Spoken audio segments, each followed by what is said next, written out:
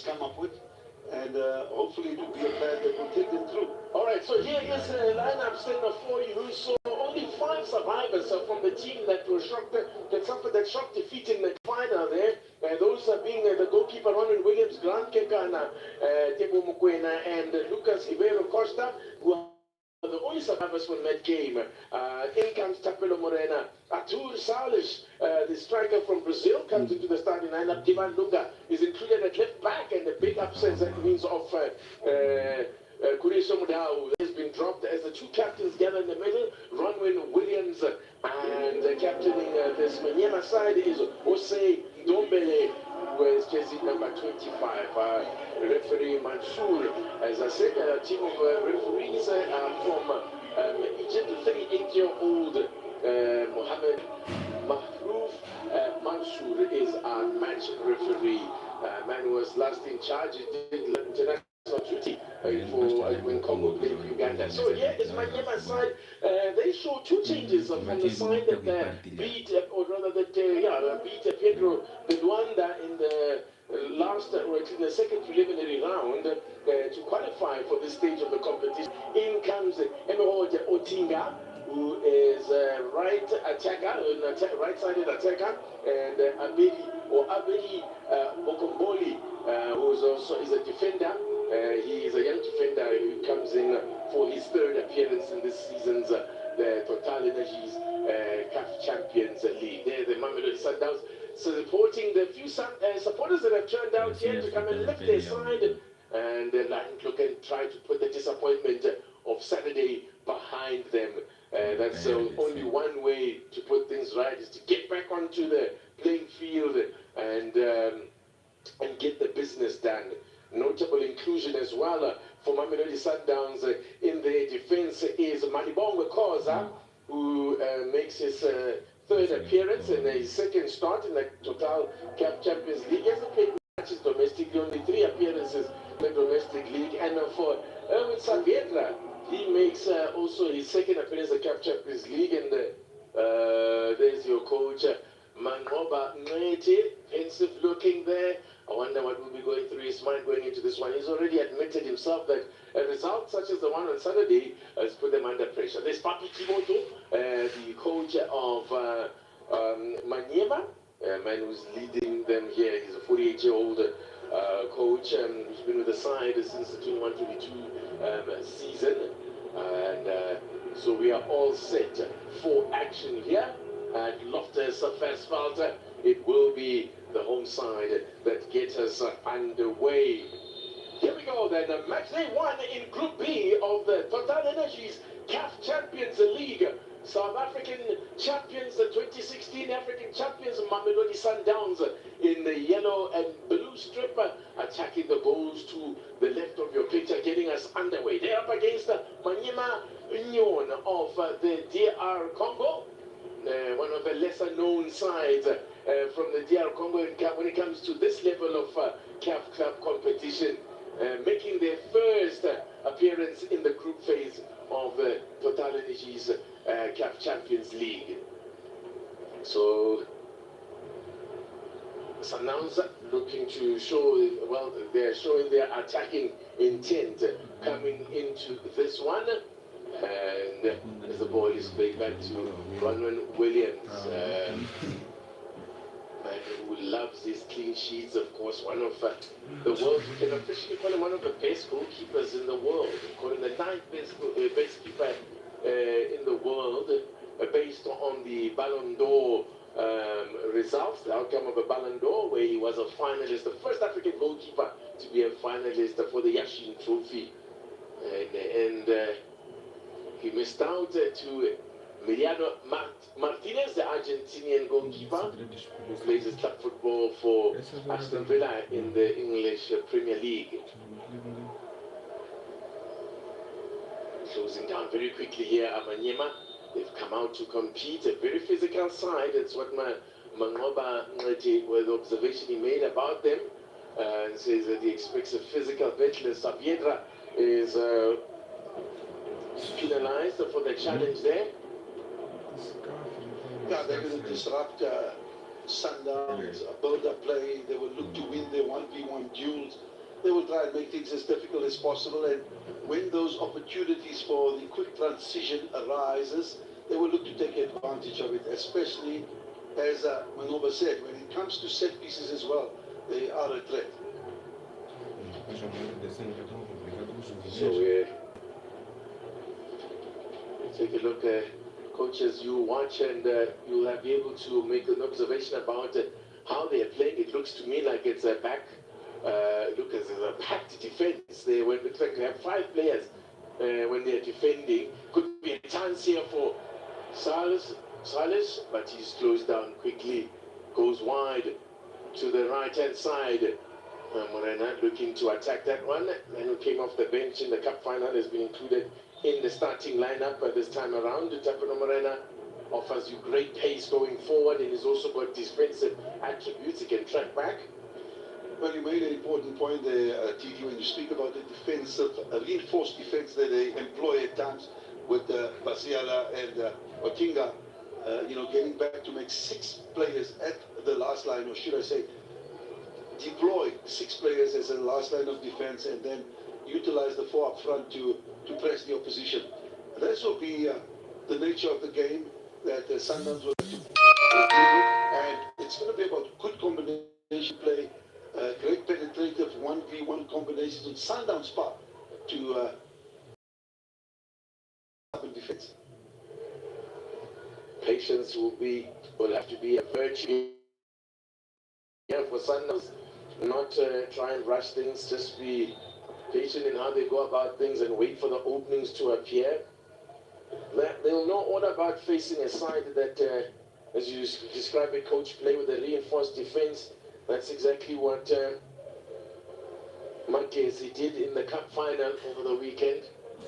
Yeah, this is where a player like Tembazwani is so important, and he'll be missed because of his ability to minus players. We have Ribeiro who does that very well, but generally across this particular squad, with the exception of maybe Ribeiro, those players that have that ability to run at opponents, to be able to penetrate with individual skill, seems to be limited when it comes to Sundowns. An early injury here that's going to require the player to go off on a stretcher. Not something that I'm sure the coach will see. There is a man in the right of your picture there with the blue shirt, Mr. Henningbird, who is the sporting director of Mamelodi Sundowns. Yeah, they were overjoyed when Sundowns scored that open, and you could see the technical staff and management of Sundowns were overjoyed. But once again, it was a case of David and Goliath, and David at the end came through to win that particular tournament, the Carling Cup. Yeah, every now and again football dishes up a fairy tale story, and the story of Magesi FC certainly was a fairy tale story. A team playing in their very first season in the top flight of South African football, causing a major upset in defeating their more fancied opponents. I mean, there's absolutely no comparison when it comes to experience, when it comes to resources, the quality of players that go on display that after that evening for Mamelodi Sundowns. But that's all in the past. This is the one that matters most to Mamelodi Sundowns. They are making their 7th appearance in a row in the group phases of the Champions League as Arthur Salis tries to pick out someone up front. So in the last, this is, as I said, their 7th successive appearance in the group phases.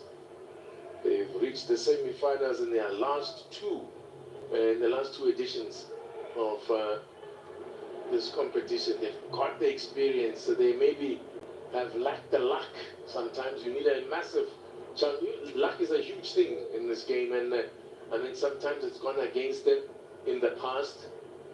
They played ever so well, and it's always now those Moroccan sides that have been a thorn in the side of Mamelodi Sundowns. But here they are with an opportunity against a side that they will be. I think Sundowns will be bitterly disappointed if they don't get maximum points from this one.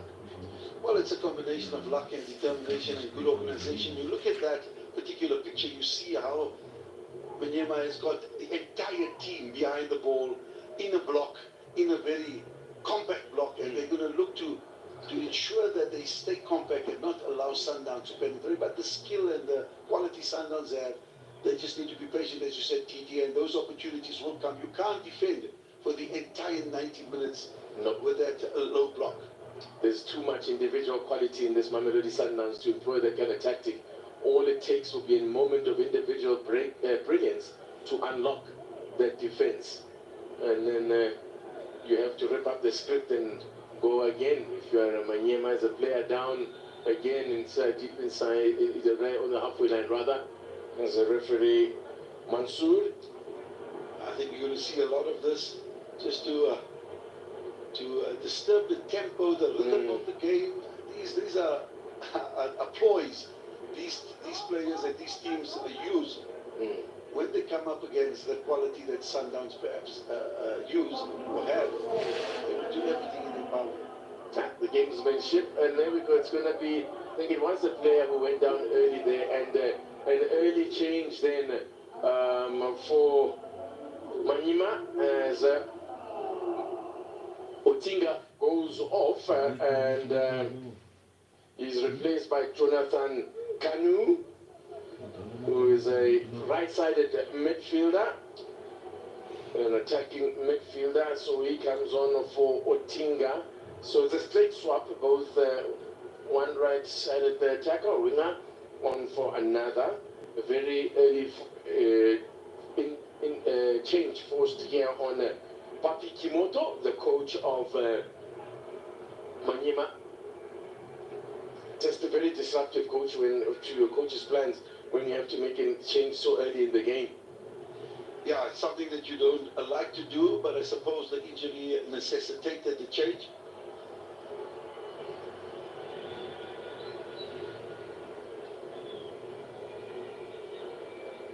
But don't imagine that will change much in terms of their approach to the game. That's a foul going through the back of his man. But yeah, they've certainly laid down the template of how they're going to go about this game. If Maniema can see they're already getting stuck in as Kovamelo Kodisang feels the wrath there. Popping up in a very central position there is Kodisang. There we are more accustomed to seeing playing wide. Sundowns employing that back three, playing with two wide attackers, clearly looking to stretch this defense. Because of the fact that they've set up this block, the option would be to go and use width and look to get in behind.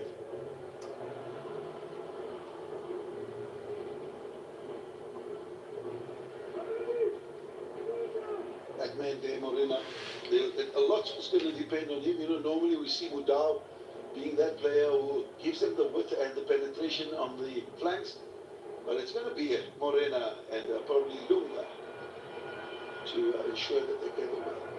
Now, again there with a cutback. Maniema stick a boot out there.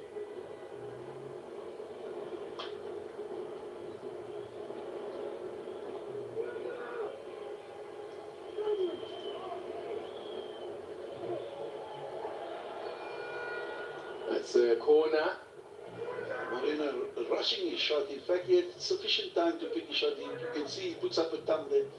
Says, you know what, sorry for that. I think I should have ensured a better quality cross, which we know he can. I thought he would even take his man on there. Seemed to rush that, as you say, coach. But anyway, they do have a corner. An opportunity to attack via the set piece. Green and black is very suspect on these situations. Deal with that one. Half cleared as Allende will get the chance to get it back into the mix there. That was a hit with some venom. Well, I looked at the Rwanda game, and that's where I feel that Maniema have set pieces against them. They struggle a little. Even though they have height, they can still be lethal. But then we see the number of players. In that particular picture, you see at least 12 or 13 players in the box, which makes it so difficult to get a clear opportunity on goal. Guided back by a young Koza. Malibongwe Koza, who's already notched up a goal in the Champions League.